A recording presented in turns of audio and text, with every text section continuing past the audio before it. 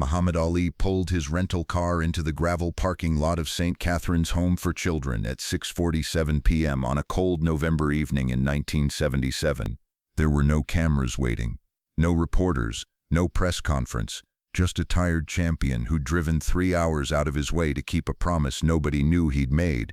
When the children saw who was walking through that door, they screamed, "The champ is here," and rushed him like he was made of gold. What happened in the next 2 hours would prove that greatness isn't measured by the fights you win, but by the promises you keep when nobody's watching. It was November 19th, 1977, and Muhammad Ali was 35 years old. He'd recently defended his heavyweight championship title for the 8th time, defeating Ernie Shavers in a brutal 15-round war at Madison Square Garden just 2 months earlier. Most fighters would have been resting, recovering, enjoying their success. But Ali had received a letter 3 weeks before the Shavers fight, and he couldn't get it out of his mind. The letter was from Sister Mary Catherine, the director of St. Catherine's Home for Children, a small orphanage in rural Pennsylvania, about 2 hours outside of Pittsburgh. The orphanage housed 43 children ages 4 to 16, most of whom had been abandoned, abused, or orphaned. They had nothing, no families, few visitors, limited resources. Sister Mary Catherine hadn't asked Ali for money. She'd asked for something far more valuable. She'd asked for his time. "Dear Mr. Ali," the letter began in careful handwriting, "I'm writing to you not as a boxing fan, though I admire your courage, but as someone who works with children who have lost everything. These children watch you on television when we can afford to turn it on.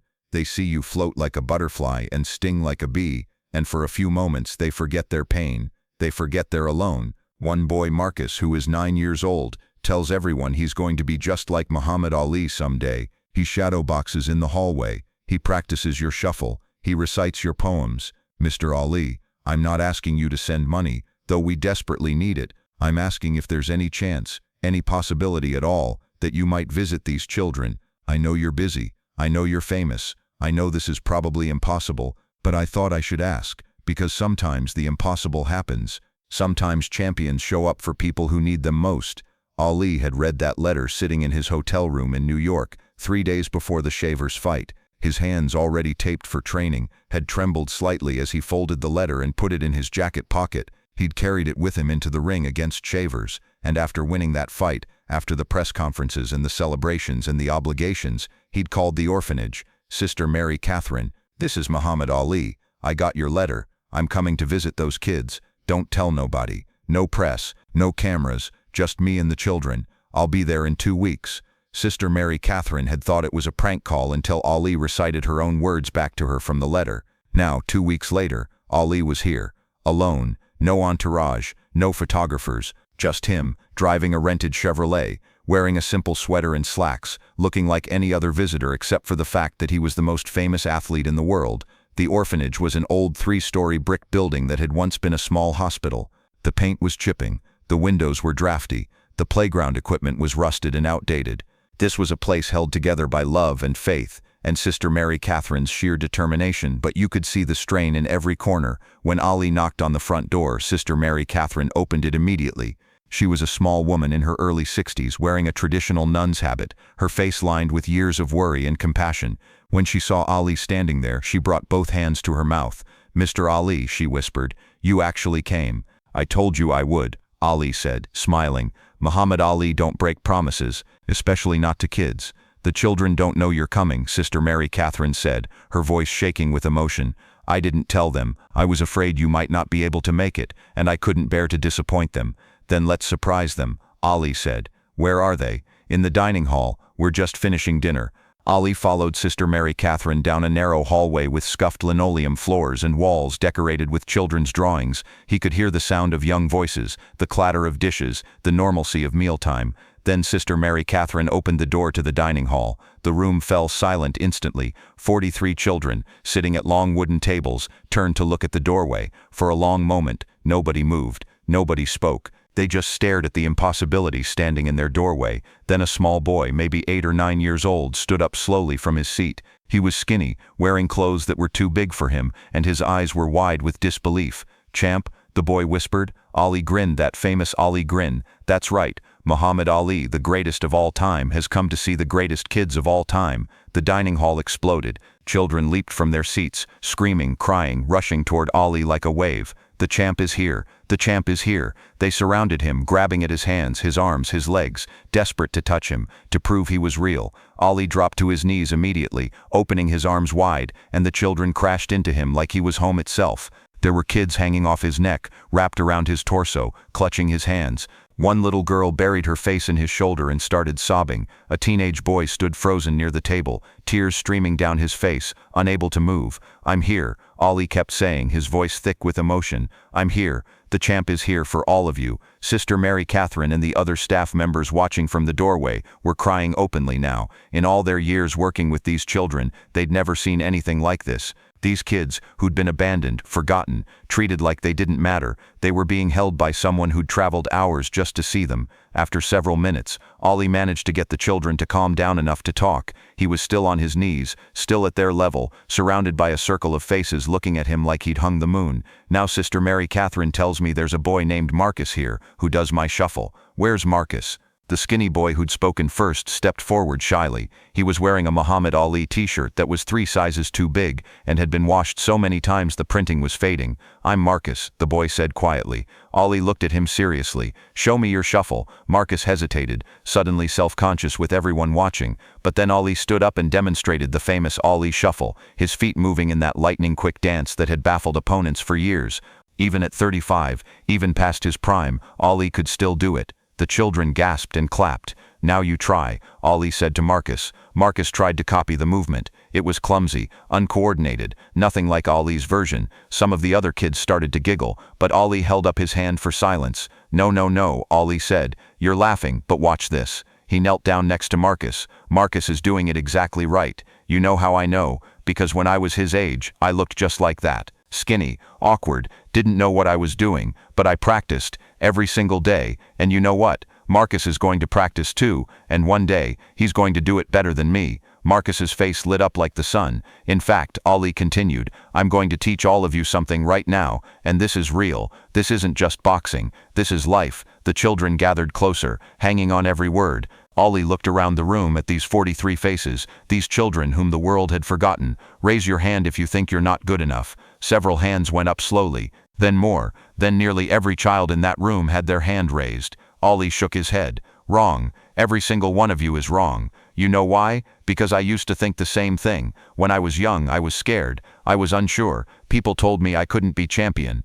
They said I was too pretty, too loud, too black, too everything. But I decided something." He paused, making sure every child was listening. "I decided that what other people think about me doesn't matter as much as what I think about myself. And I decided I was going to be great, not just good, great, the greatest." Ollie's voice grew stronger now, filling the room. "Now I want each of you to say something for me. Say, 'I am great.'" Silence. The children looked at each other uncertainly. "Come on," Ollie encouraged. "Say it. 'I am great. I am great.'" A few children mumbled. "I can't hear you," Ollie said, smiling. "Say it like you mean it, like you believe it. 'I am great. I am great.'" The children shouted back, louder now, louder. "I am great," they screamed, and now they were laughing, caught up in the moment. "That's right," Ollie said, "because you are great. Every single one of you. It doesn't matter that you don't have parents here. It doesn't matter that you're in this building instead of in a house with a family. What matters is what's inside you. What matters is your heart, your courage, your decision to be great anyway."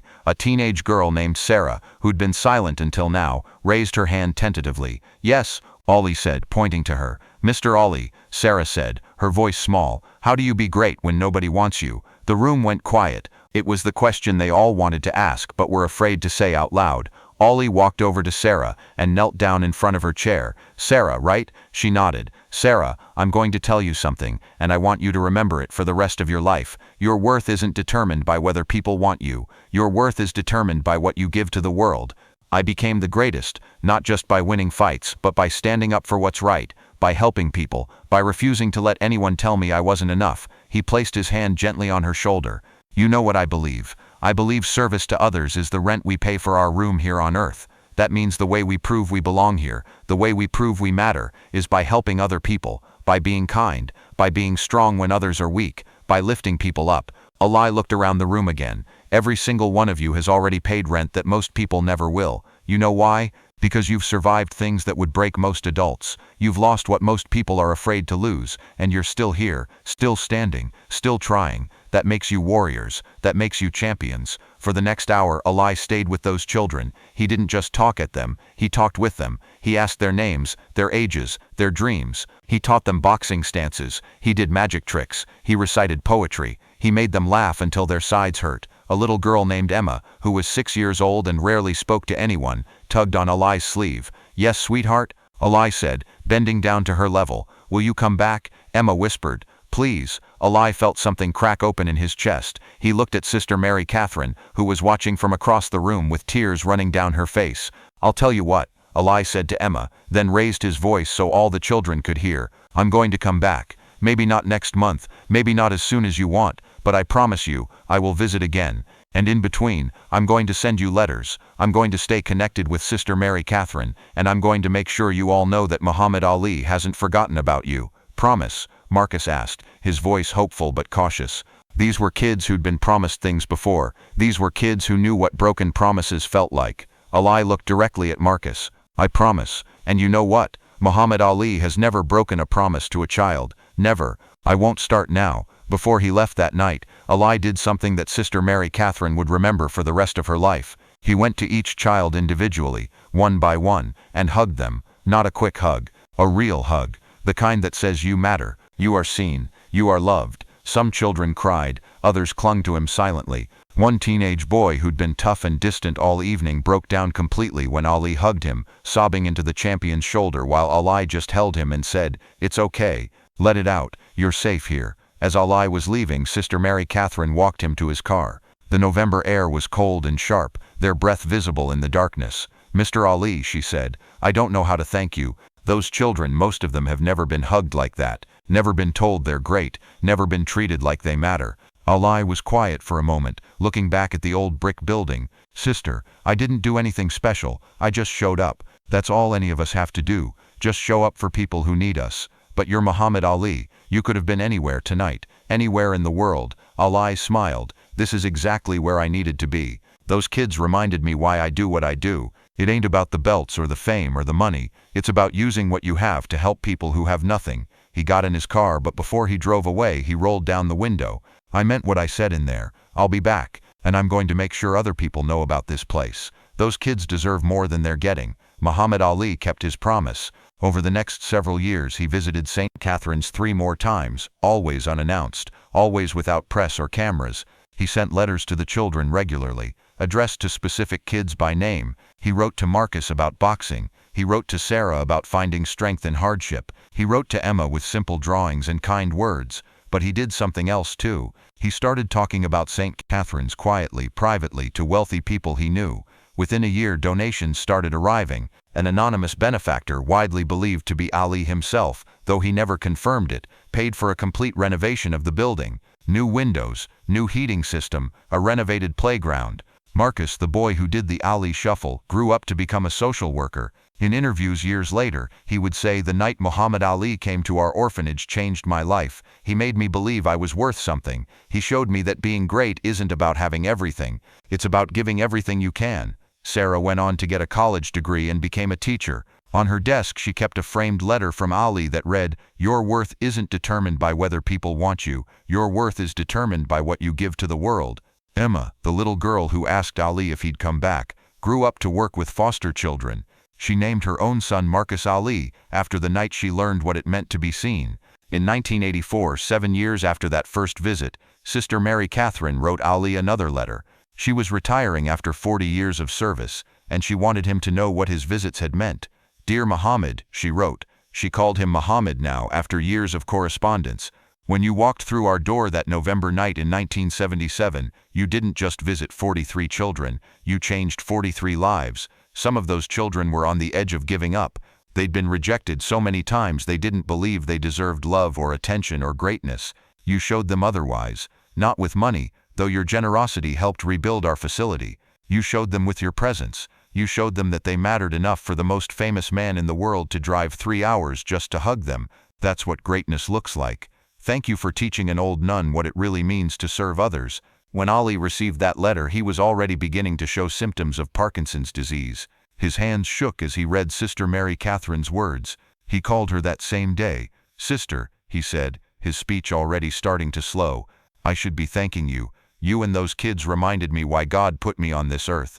It wasn't just to win fights, it was to make people feel like they're worth something." In 2016, when Muhammad Ali passed away, dozens of former residents of St. Catherine's Home for Children attended his funeral. Many of them had never met each other since leaving the orphanage, but they found each other at the service, drawn together by a shared memory of the night a champion showed up when nobody was watching. Marcus, now a 48-year-old social worker with 3 children of his own, spoke to a reporter outside the funeral.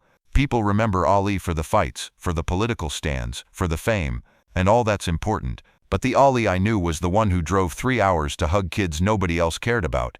That's the greatest thing he ever did. Not the rumble in the jungle, not the thriller in Manila. The greatest thing he did was make me believe I was great when I had no reason to believe it." Today, St. Catherine's Home for Children is now called the Ali Catherine Youth Center, renamed in 2017 in honor of both Muhammad Ali and Sister Mary Catherine, who passed away in 2008. The building is modern now thanks to years of donations inspired by Ali's initial support. But in the main lobby there's a black and white photograph that visitors always stop to look at. It shows Muhammad Ali on his knees, surrounded by children, all of them hugging him at once. His eyes are closed, he's smiling, and in the faces of those children you can see something extraordinary: hope. Beneath the photograph is a plaque with Ali's words, "Service to others is the rent we pay for our room here on earth." If this story moved you, share it with someone who needs to remember that greatness isn't about what you accomplish when the world is watching. Greatness is about who you show up for when nobody's looking. Muhammad Ali taught us that champions aren't just made in the ring, they're made in quiet moments, in small buildings, in the arms of children who desperately need to believe they matter.